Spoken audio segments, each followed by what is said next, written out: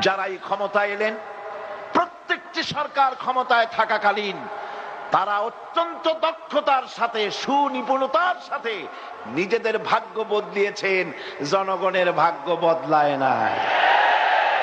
এ জনগণের ভাগ্য বদলাবে কি হলে? আসুন কোরআনের কাছে। কিসের কাছে?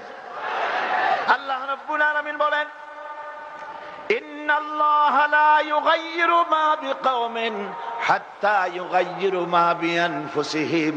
আল্লাহ পাক বলেন, নিঃসন্দেহে আমি কোন জাতির ভাগ্যকে পরিবর্তন করি না যতক্ষণ পর্যন্ত ওই জাতি নিজের ভাগ্য পরিবর্তন করার জন্য সচেষ্ট না হয়।